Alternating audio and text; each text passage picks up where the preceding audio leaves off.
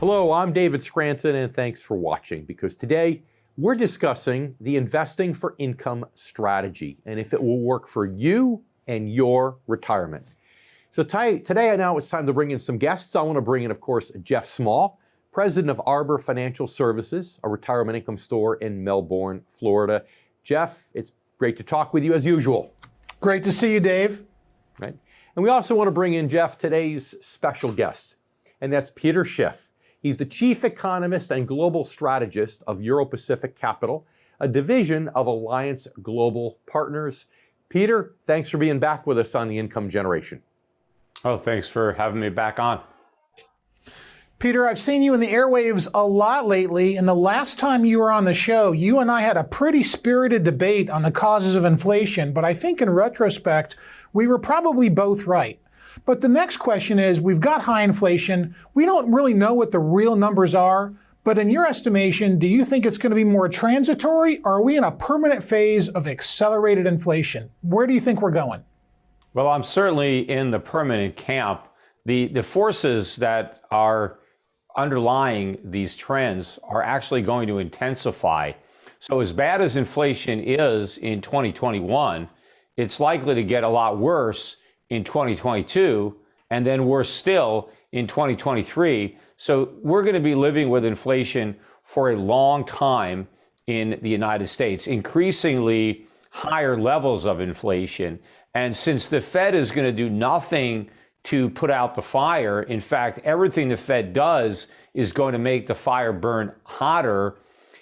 Investors in particular need to dramatically change their investment strategies relative to what they have been in the past 10 or 20 years to deal with this new inflationary reality. All right, those are great points, and that kind of leads us into the next question, Peter. We're getting a lot of questions from folks in the income generation, our viewers and listeners, that are saying, why don't I own gold in my portfolio right now? Because if we're going into an inflationary environment, and the paradox is gold isn't increasing, but inflation is. So can you shed some light on that? Well, remember, gold is a reflection, too, of the expectations that investors have for inflation in the future. And so if most people think that the current inflation is transitory, they don't see a need to hedge it by buying gold. Also, when you have the Federal Reserve threatening to fight inflation by raising interest rates or tightening up on monetary policy, and the markets actually believe that threat, they are starting to be nervous about holding gold because they believe that if the Fed were to follow through with that threat, it would be negative for gold prices. But the Fed is only bluffing. They have no intention or even a real ability to fight inflation in any politically acceptable manner, because the only way to do that would be to send the economy not only into a depression, but you'd crash the stock market, crash the bond market, crash the real estate market, and force the U.S. government to dramatically reduce government spending. I mean, it wouldn't be a question of should we have this new stimulus plan. It would be what prior programs are we going to eliminate or cut back because we can't afford them if the Fed is raising interest rates and no longer monetizing the debt. So I don't see that as an option. So I think once investors realize that inflation is not only here to stay, but that it's going to get much, much worse, and there's nothing the Fed is going to do about it, you're going to see a meteoric rise in the price of gold. Peter, it's funny because you're right. The Fed is talking a tough talk lately, and I think they genuinely would like to raise interest rates. They'd like to have some bullets for their gun. But what we're seeing today seems to be inflation more from a supply issue than even a demand issue. So it's almost like stagflation. And I'd like to get your thoughts on that, because if it is, they can't raise interest rates without sending us into a deflationary spiral. Right. I mean, but that doesn't mean they shouldn't. They should raise rates anyway, even though it's going to crash the economy. The problem is the economy is so vulnerable to a crash now because of the mistakes the Fed has made in the past. It's keeping interest rates artificially low for so long. That is the reason the underlying economy is now so vulnerable to the rate hikes that would be necessary to actually fight inflation.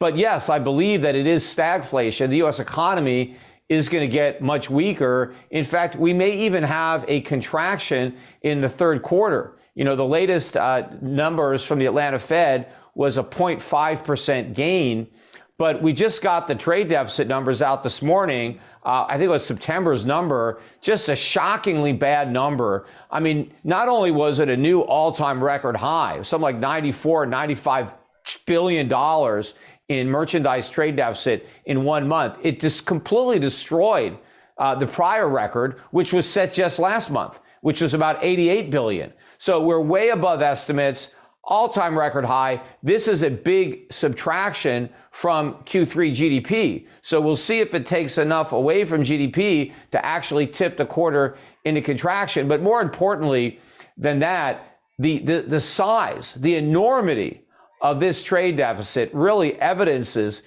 the fundamental weakness of the U.S. economy, because we cannot produce the things that we consume. We are completely reliant on the rest of the world to supply American consumers with the goods that we don't have the capability of producing ourselves because the economy is too weak structurally. All we do is borrow and spend, and we rely on the rest of the world to save and produce. And this is going to come to an end. I think a dollar crash is coming. And when that happens, that's really going to accelerate the pressures on consumer prices, the upward pressures on prices.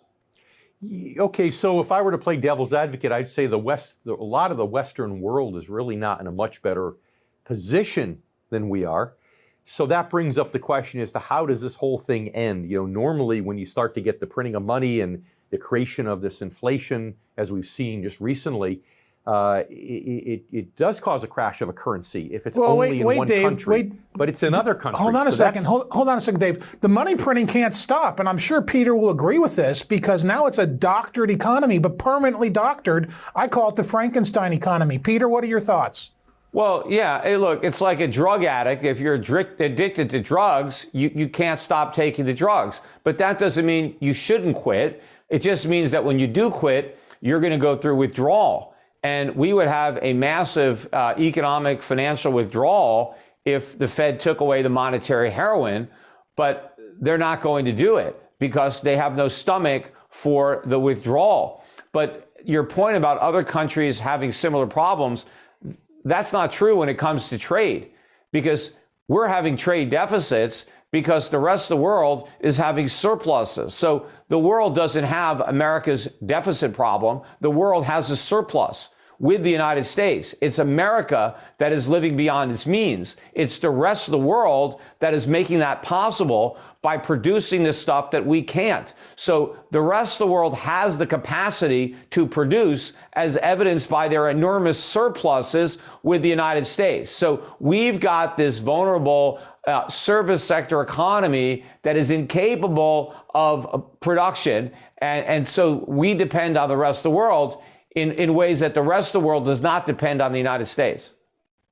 But from just a GNP, real quick, because I know we've got to wrap up, but you know, the international equivalent, the foreign equivalent in most of the Western countries of GNP, you know, the GDP, they're not doing much better from that perspective than we are. So I get the trade deficit issue, but how does that play in? Doesn't that put them back in the same camp that we are? A lot of these Western You have countries? to look at what is driving our GDP and whether or not it's sustainable. So better than 70% of our GDP comes from spending, consumption. And what is financing that? Borrowing, debt, Fed money printing.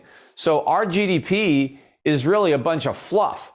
If you look at the actual wealth producing components of our GDP, manufacturing, for example, it's very small. We're not seeing strength in that sector. So we have a complete bubble in our phony GDP. And all it is going to take to implode our GDP is an increase in interest rates. Because if interest rates were allowed to rise, and they should be allowed to rise, the spending binge would come to an end. And our GDP would completely implode in a far more dramatic way than any of the other nations that are not as dependent on debt-financed consumption to generate their GDP growth.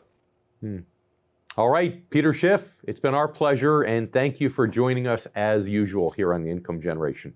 Yeah, my pleasure. Thanks again, guys.